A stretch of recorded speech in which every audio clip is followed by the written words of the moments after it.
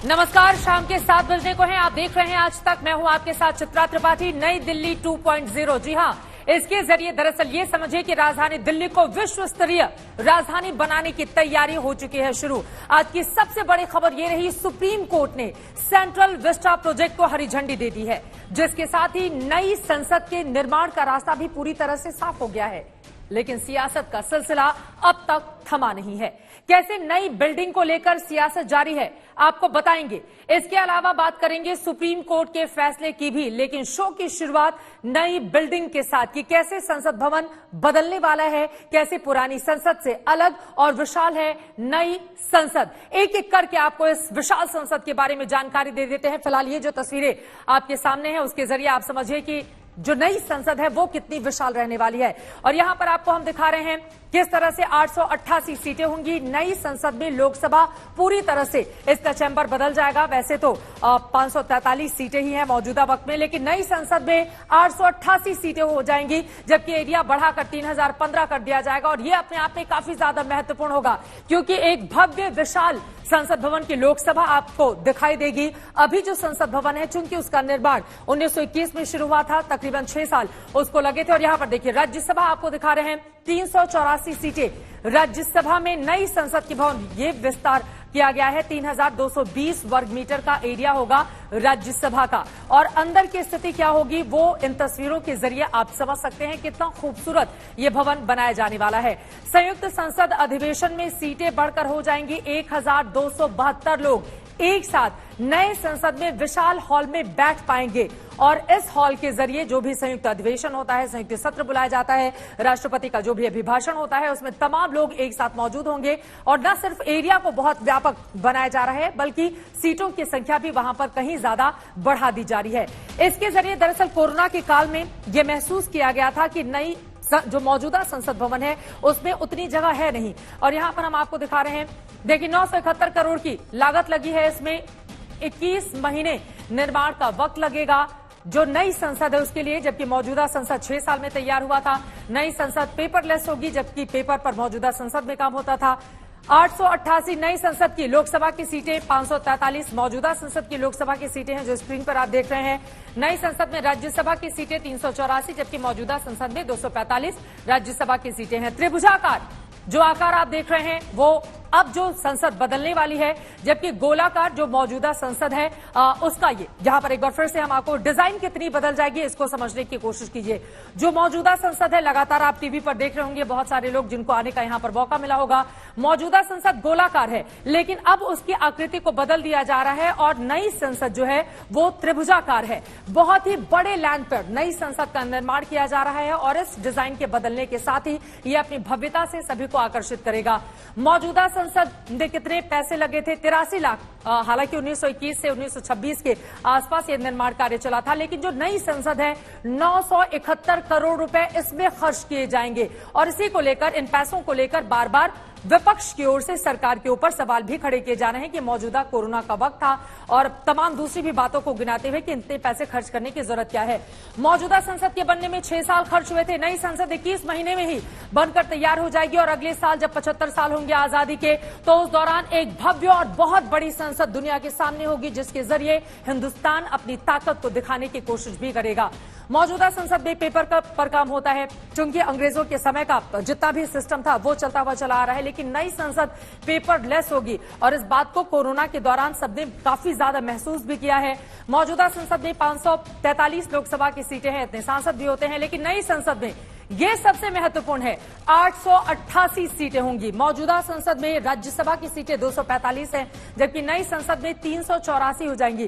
तो इस तरह से जो सीट है, जो आकार है, वो पूरी तरह से बदलने वाला है और अपनी भव्यता को लेकर, अपनी दिव्यता को लेकर यकीनन ये जो नया संसद भवन है वो दुनिया के सामने होगा। और इसीलिए लगातार न सिर्फ ये सुर्खियां बटोर रहा है, बल्कि देश भर के लोगों के लिए आकर्षण और कौतूहल का विषय भी है कि नई संसद को लेकर किस तरह से काया पलट करने की तैयारी है। तो कुल मिलाकर दिल्ली का काया पलट करने वाले सेंट्रल प्रोजेक्ट पर आज 2 बड़ी खबरें हमने आपको दिखाई। संसद कैसा होगा, पुराने और नए संसद में किस तरह का फर्क है, ये तो आपने देख लिया है, लेकिन आपको बताते चले सुप्रीम कोर्ट की मंजूरी के बाद ही देश की सबसे बड़ी अदालत ने संसद भवन के नींव से निर्माण तक का रास्ता साफ कर दिया है।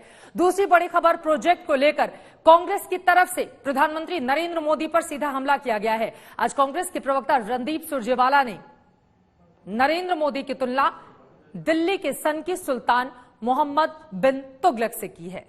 आखिर सेंट्रल विस्टा की सियासी लड़ाई तुगलक तक क्यों आई है, यह रिपोर्ट देखकर आपको सब कुछ समझ में आ जाएगा।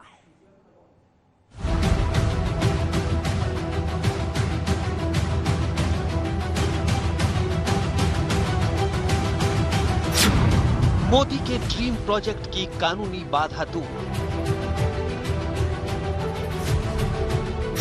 सेंट्रल विस्टा ऐसा बनेगा, ऐसा दिखेगा। आत्मनिर्भर भारत का ब्लूप्रिंट समझिए। संसद का नया भवन अपनी पहचान स्थापित करेगा। न्यू इंडिया के नींव से निर्माण की नई गाथा।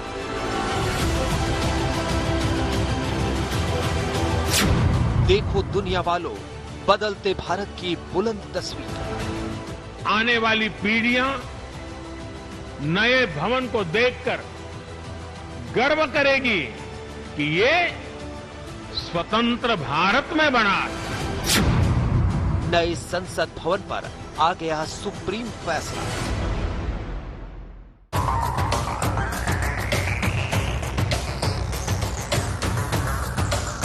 आज सेंट्रल विस्टा प्रोजेक्ट पर सुप्रीम कोर्ट का बड़ा फैसला आया। कोर्ट से प्रोजेक्ट को हरी झंडी मिल गई, लेकिन निर्माण शुरू करने से पहले हेरिटेज कंजर्वेशन कमेटी से मंजूरी लेनी होगी। नया संसद भवन बनेगा जिसमें 1500 सांसदों के बैठने का इंतजाम होगा। लोकसभा और राज्यसभा के अलग अलग ब्लॉक होंगे। एक केंद्रीय हॉल होगा जिसमें 1500 से ज्यादा लोग बैठ सकते हैं। यानी नए जमाने के साथ ऐसा पावर सेंटर बनेगा जिसे पूरी दुनिया हैरत से देखेगी। फिलहाल उसके लिए कृषि भवन, उद्योग भवन, निर्माण भवन, शास्त्री भवन, ये सारे भवन जो पुराने मंत्रालय, श्रम शक्ति भवन, परिवहन भवन, ये सारे भवन सभी दोज होंगे और इनकी जगह नए निर्माण होंगे। आपको ये तस्वीरें याद होंगी जब प्रधानमंत्री नरेंद्र मोदी ने 10 दिसंबर को नए संसद भवन का भूमि पूजन किया था। भूमि पूजन से पहले भी विवाद हुआ था। तब कोर्ट ने भूमि पूजन की इजाजत देते हुए फैसला सुरक्षित रख लिया था। अब सेंट्रल विस्टा पर सुप्रीम फैसले को बीजेपी अपनी जीत और विरोधियों की हार मान रही है। आज इसकी जरूरत इसलिए है कि अगर पार्लियामेंट या सेंट्रल विस्टा एक ब्रिटिश पार्लियामेंट के जमाने में बना था या ब्रिटिशर्स ने बनाया था, आज अगर भारत की मोदी की सरकार एक नए पार्लियामेंट को लेके आ रहे हैं जिसमें 900 से 1200 लोगों के बैठने की जरूरत है, आज वो बहुत छोटी जगह पड़ रही, वो हेरिटेज के रूप में होगा, तो ये एक तरह से भारत के अपने स्वाभिमान और भारत के गौरव का प्रतीक होगा। इसको भी लेकर के लोग विवाद कर रहे थे। केंद्र सरकार की दलील है कि बदलते वक्त के साथ देश की जरूरतों के हिसाब से सेंट्रल विस्टा प्रोजेक्ट का ब्लूप्रिंट तैयार किया गया। कोरोना के संकट काल में जगह की कमी के चलते संसद सत्र नहीं बुलाया जा सका था। अब नया संसद भवन आत्मनिर्भर भारत की नई तस्वीर पूरी दुनिया को दिखाएगी। लेकिन विपक्ष केंद्र सरकार के सेंट्रल विस्टा प्रोजेक्ट की टाइमिंग को लेकर सवाल उठा रहा है। कांग्रेस ने मोदी सरकार पर सीधा हमला बोला। रणदीप सुरजेवाला ने प्रधानमंत्री नरेंद्र मोदी को तुगलक से जोड़ दिया। ये लगता है कि ये पूरा सेंट्रल विस्टा प्रोजेक्ट केवल और केवल एक भवन पर मोदी जी का नाम लिखने की कोशिश है। पहले भी तुगलक ने इसी प्रकार से प्रक्रिया की थी। आज फिर लगता है कि नए जमाने के नए तुगलक नया इतिहास लिखने की गलत कोशिश कर रहे हैं। तो इधर हरी झंडी मिल गई, उधर पूरे मामले पर राजनीति भी शुरू हो गई है और इसी पर बातचीत करने के लिए बेहद खास मेहमान इस वक्त हमारे कार्यक्रम का हिस्सा बन चुके हैं। बीजेपी जहां दिल खोलकर इसका स्वागत कर रही है। हरदीप पुरी जी, केंद्रीय मंत्री, इस वक्त हमारे साथ मौजूद हैं। बहुत स्वागत है हरदीप जी आपका। और मेरा पहला सवाल आपसे यही है, कांग्रेस की प्रवक्ता रणदीप सुरजेवाला को आपने सुना, उन्होंने कहा कि तुगलक जैसा व्यवहार कर रही है मोदी सरकार और सिर्फ संसद भवन पर उनका नाम लिख दिया जाए, ये सारी तैयारी उसी को लेकर है। मैं सिर्फ रणदीप सुरजेवाला जी से एक सवाल पूछना चाहूंगा कि 2012 में जब उनके सांसद जयराम रमेश जी ने बात की थी और एक इंटरव्यू में मैं कहा था हिंदू अखबार में कि this current parliament is inadequate, it is not functional, तो did he have Tughlaq in mind at that stage? और जब मीरा कुमार जी जब ऑनरेबल स्पीकर थी 2012 में एंड उनके जो सचिव या ओएसडी थे उन्होंने अर्बन डेवलपमेंट मंत्रालय के सचिव को एक पत्र लिखा था और कहा था कि जो कारण दिए थे उन्होंने रीजंस दिए क्यों नई पार्लियामेंट बनाई जानी चाहिए। ये 2012 की बात है जब doctor Manmohan Singh prime minister थे। क्या वो तुगलक क्या सोच रहे थे? ये पता नहीं कहां से ये लोग इतिहास पढ़ के आते हैं। मैं जब नया मंत्री बना था, मंत्रिमंडल में शामिल हुआ था 2017 में, और मेरी जो पहली मीटिंग हुई थी उस मीटिंग के दौरान सुमित्रा महाजन जी ने मुझे एक्वेंट किया, मुझे बताया गया कि कितने पिछले 10 सालों से यह मांग आ रही है कि एग्जिस्टिंग पार्लियामेंट इंफ्रास्ट्रक्चर इनएडिक्वेट है। और मैं आपके माध्यम से यह भी सुरजेवाला जी और बाकियों को बताना चाहूंगा कि देखिए 2025 तक तो लिमिटेशन है, फ्रीज है जी नंबर ऑफ एमपीज पे, पर 2025 में जब लिफ्ट होगी and the number of MPs in the Lok Sabha goes up from 550 or so to 750, where is the space? Building is already in a very advanced stage of disrepair. Air conditioning और बाकी जो वहां पे काम हुआ है वो बिल्डिंग टूट रही है अंदर से और ऑलरेडी ये सेस्मिक जोन 4 में है।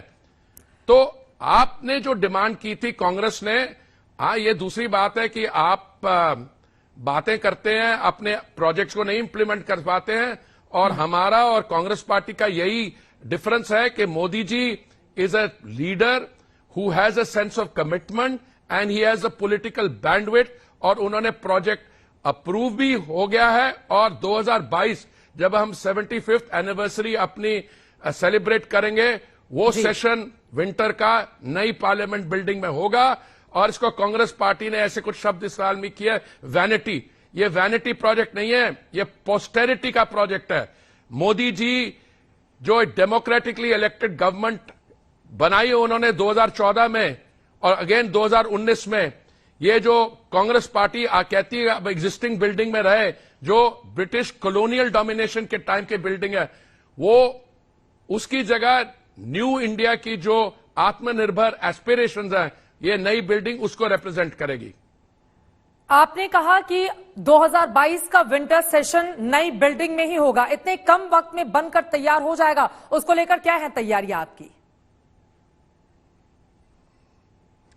हमारी पूरी तैयारी है और हमने ये निर्णय किया था कि इसीलिए इस पे जो सारा काम हुआ है according to very strict timelines चल रहा है और इसको हम मॉनिटर भी करेंगे so that well before the winter session the new building will be ready and the celebrations will take place in the new building.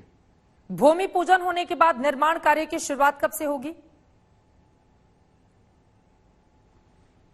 देखिए ऐसा है कि क्योंकि ऑनरेबल सुप्रीम कोर्ट का ये डिसीजन था कि we should await their judgement. अब दे हैव मेड वन और टू अदर सजेशन, जैसे एनवायरनमेंट के लिए स्मोक टावर्स होने चाहिए और आगे भी जो बड़े प्रोजेक्ट उसमें होने चाहिए। हमें एक दो और क्लियरेंसेस लेनी है, हमें पूरा विश्वास है कि अगले कुछ दिनों में हम ये कंप्लीट कर देंगे। और जो क्योंकि हमने कोई डेमोलिशन और कंस्ट्रक्शन का काम अभी शुरू नहीं किया, पर बाकी सारा काम बड़ी तेजी से बाहर हो रहा था, जब भी वो शुरू करेंगे we will make up for the few days that we have lost.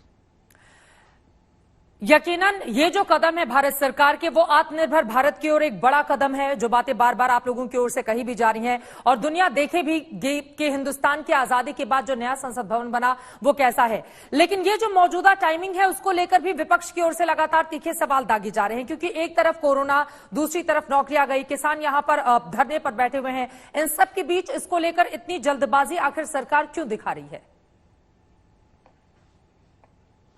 इसमें कोई जल्दबाजी नहीं है। ये जो नई पार्लियामेंट की डिमांड है ये कम से कम 10 साल पहले से सुनाई दे रही है और जब इस पर निर्णय लिया गया था वो कोविड उस समय महामारी उस समय अराइव नहीं की थी, पर इसका मतलब ये नहीं है कि कोविड महामारी का हम सामना कर रहे हैं, इस चैलेंज को फेस कर रहे हैं, अब बाकी काम रुक जाएंगे। मैं आपको पूरा विश्वास दिलाना चाह रहा हूं कि कोविड और जो वैक्सीन का रोल आउट है उस पर कोई असर नहीं होगा। नई सेंट्रल विस्टा प्रोजेक्ट से हमें हर साल हर वर्ष 1000 करोड़ की बचत होगी और ये जो हमारा सेंट्रल विस्टा है this will become open to the public. ये पीपल्स डेमोक्रेसी के लिए बहुत बड़ा कदम है और मैं मानता हूं कि आने वाले कुछ समय में इसका जो पूरी अभी हमारी वेबसाइट भी कुछ दिनों में he will go on will be available and all जो रेजिडुअल डाउट्स हैं इन्वायरमेंटली। मैंने जब स्वागत किया ऑनरेबल सुप्रीम कोर्ट के जजमेंट का उस समय मैंने ये भी पब्लिक डोमेन में रखा कि हम हाईएस्ट इन्वायरमेंटल स्टैंडर्ड्स को फॉलो करेंगे और कोई भी और अगर माननीय supreme court honourable supreme court से सुझाव आते हैं हम सबका पालन करेंगे। आगे बढ़ते हुए एक और राजनीतिक सवाल मैं आपसे ले लेती हूं, उसके बाद नया संसद भवन किस तरह से अलग और अलहदा होगा इस पर मैं आपसे चर्चा करूंगी। टीएमसी के सांसद हैं महुआ मित्रा, चूंकि पश्चिम बंगाल की लड़ाई भी बीजेपी और टीएमसी के बीच देखी जा रही है, इसलिए संसद भवन को लेकर भी उनकी ओर से बेहद तिल्क और टिप्पणी की गई है। उन्होंने लिखा है कि मुझे आश्चर्य नहीं होगा जब भगवा विस्टा भगवान दास रोड पर कफन में लिपटा होगा।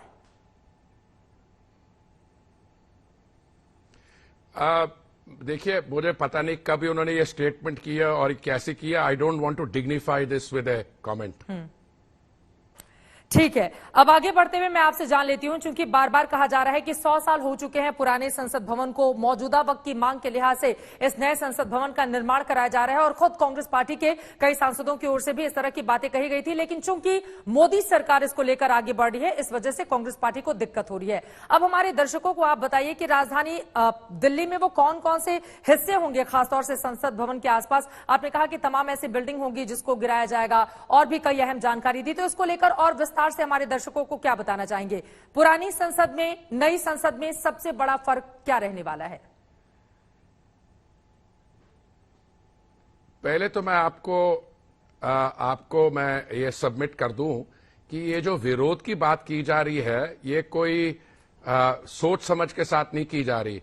पहले इन्होंने हमारे जो बहादुर सैनिक हैं उन पे सवाल उठाए जब उन्होंने देश की सुरक्षा पे बहादुरी दिखाई, फिर हमारे जो साइंटिस्ट हैं उनकी कंट्रीब्यूशन को क्वेश्चन किया और अब ये सेंट्रल विस्टा को मिसप्लेस प्रायोरिटी बता रहे हैं जो खुद ही इनकी डिमांड थी। इनके खुद ही लोगों ने डिमांड कर रहे हैं कम से कम 2012 के तक से, तो मैंने आपको एविडेंस दिया। देखिए नई संसद बिल्डिंग जो है it will blend perfectly with the old one. The old building को हमें अंदर से सुधार करना होगा, इसको रीगट करके उसकी डेवलपमेंट करनी होगी और नई बिल्डिंग में हर एक सांसद के पास बैठने की जगह होगी जहां पे कुछ उनको असिस्टेंस मिल सके, उनके जो रिसर्च लोग हैं बैठ सके, बाकी कॉन्फ्रेंस फैसिलिटीज होंगी और एक वाकई में ही 21st सेंचुरी में वर्ल्ड्स लार्जेस्ट डेमोक्रेसी, और मैं तो समझता हूं India is not only the world's largest democracy, it is also one of the oldest democracy. हमारे यहां जो 300 वर्ष बिफोर क्राइस्ट ग्रीक ट्रैवलर्स आए थे उनके बयान पढ़िए, इंडिका में मेगास्थनीज जो आए थे। सो हमारे यहां we are a very rich democratic tradition, we are one of the oldest democracies and we are the largest democracy. So we will have a celebration, the temple of democracy जो बनने जा रही है नई building, उसके साथ पुरानी building को भी रीगट करके उसकी यूज होगी। Institute for parliamentary and democratic studies, हमारे जो यूथ हैं उनको एक्सेस मिलेगी पार्लियामेंट्री प्रैक्टिसेस में और इस पे चर्चा हो रही है और बढ़िया सा एक प्लान अनवेल किया जाएगा। साथ साथ में एक एग्जीक्यूटिव एनक्लेव बनेगा, उसके साथ में सारी जो अभी भारत की सरकार के जो आप वो देखिए सारे शहर में बिखरे पड़े हैं। मैं आपको बता दूं कई ऐसे मंत्रालय हैं जिनके दफ्तर 4-5 अलग अलग जगह में, अब वो they will all be concentrated in one place, contiguity होगी और इसमें फंक्शनल एफिशिएंसी बढ़ेगी, राजपथ जो है अभी 2.9 या 3 किलोमीटर का है, वो उसको एक्सटेंड किया जाएगा रिवर फ्रंट तक 6 किलोमीटर की उसकी लेंथ बन जाएगी। तो कई और ऐसे प्लान्स हैं जो हमारी वेबसाइट विल बी अवेलेबल और कुछ ही दिनों में, और हमारे जो आपके दर्शक है, बाकी जो जनता है, उनके सब जो सवाल हैं उस पे हम उनको जानकारी दे पाएंगे। एक महत्वपूर्ण बात आपने कही है पुरानी संसद को लेकर कि उसको रिकट किया जाएगा और फिर उसको नए रूप में सामने रखा जाएगा। क्योंकि पुरानी संसद 1921 में उसका निर्माण कार्य शुरू हुआ था, 6 साल लगे थे और जनवरी 2027 में उसका उद्घाटन हुआ था। पुरानी संसद को लेकर और क्या प्लान है? एक आदमी के जहन में जाहिर तौर पर यह सवाल उठ रहे होंगे कि जब नई संसद आ जाएगी अस्तित्व में तो फिर पुरानी संसद को लेकर सरकार आगे कैसे बढ़ेगी, क्या करेगी? देखिए, इस स्टेज पे तो ये सब जो सुझाव हैं they are in the form of proposals, पर जैसे ही नई संसद का काम एक मैच्योर लेवल पर पहुंच जाएगा, साथ साथ में ही हम इसकी रीगटिंग के लिए, बाकी काम के लिए और क्या प्रिसाइज पर्पसेस है उस पे भी निर्णय लिए जाएंगे। मैं आपको और भी बता दूं कि नॉर्थ और साउथ ब्लॉक जो है विचार अभी तो हमारे नागरिक जो हैं वहां पे नहीं पहुंचे। This will become a museum. एक होगा 1857 तक का, दूसरा इतिहास 1857 से लेकर आज तक का, और ये जो सारा this will be open to the public. So public spaces जो हैं सेंट्रल विस्टा प्रोजेक्ट के बनने से बहुत एक्सपेंशन आएगी इनमें। ये बहुत महत्वपूर्ण जानकारी आपने दी है, लेकिन एक छोटा सा जवाब, चूंकि दो अहम मंत्रालय आपके पास हैं, चूंकि आज ही ये बड़ी खबर सामने आई है कि बोरिस जॉनसन इंडिया नहीं आ रहे हैं 26 जनवरी के लिए, वो हमारे खास मेहमान थे। ब्रिटेन में, लंदन में जिस तरह की स्थिति पैदा हुई है उसके मद्देनजर उन्होंने ये फैसला किया है। तो वहां से आने वाली फ्लाइट्स को लेकर क्या आपका वो पुराना रुख ही है कि 8 जनवरी से खोल दिए जाएंगे? देखिए, हमने ये फैसला किया था कि जी, आप अपनी बात पूरी करें। हमने ये फैसला किया था कि 7 जनवरी से लेके लिमिटेड फ्लाइट शुरू की जाएंगी। पहले 60 फ्लाइट्स थी एक हफ्ते में, अभी उसको रिड्यूस कर दिया है और 30 फ्लाइट्स होंगी। और हमने ये भी निर्णय लिया था कि पहले आरटी-पीसीआर टेस्ट पॉजिटिव कंपल्सरी था 72 घंटे यात्रा से पहले, अब उसके अलावा जब अराइवल पे भी एक आरटी-पीसीआर टेस्ट दोबारा करवाना पड़ेगा, और जिस यात्री की रिपोर्ट नेगेटिव भी आए तो उस यात्री को कम से कम 7 दिन जो है मैंडेटरी होम बेस्ड क्वारंटीन का पालन करना पड़ेगा। तो अब ये हमने कदम लिए हैं और इसको हम 23 जनवरी तक ये इन प्रोसीजर्स को रखेंगे। अगर इसके दौरान हमें जरूरत पड़ी इन प्रोसीजर्स को रिव्यू करने के लिए तो बड़ी हम इसको रिव्यू करेंगे, पर ये फ्लाइट्स अभी लिमिटेड स्केल पे स्ट्रिक्टली रेगुलेटेड तरीके में कल से पहली फ्लाइट जाएगी और 8 तारीख पहली फ्लाइट वहां से आएगी। बहुत शुक्रिया हरदीप पुरी जी आज तक से जुड़ने के लिए और ये अहम जानकारी दर्शकों तक पहुंचाने के लिए। तो आपने सुना नए स्ट्रेन के खतरे के मद्देनजर किस तरह के एहतियात एयरपोर्ट पर बरते जाएंगे। रिव्यू भी किया जा सकता है फैसला, जैसा कि हरदीप पुरी बता रहे हैं, ब्रिटेन और यूके के मद्देनजर। इन सब के बीच बड़ी खबर यह कि जिस तरह से आज नए संसद भवन का रास्ता साफ हुआ है वो अपने आप में बेहद महत्वपूर्ण। कुछ और जानकारी जल्दी से आपको हम दे देते हैं जो आपके लिए जानना बेहद जरूरी है। जैसा कि मैंने आपको पहले बताया, 1921 से 1926 तक पुरानी संसद थी, लेकिन अब नई संसद सिर्फ कुछ ही महीनों में बनकर तैयार हो जाएगी। और ये देखिए उसकी भव्यता और दिव्यता इसके जरिए जो इस वक्त टीवी स्क्रीन पर आप देख रहे हैं, आप समझ सकते हैं आसानी से। और यही हिंदुस्तान की असली ताकत होगी जिसको दुनिया देखेगी। लेकिन टाइमिंग को लेकर दरअसल बार बार सवाल विपक्ष की ओर से खड़े किए जा रहे हैं कि मौजूदा वक्त में आखिर इतनी जल्दबाजी इसको लेकर क्यों दिखा रही है सरकार।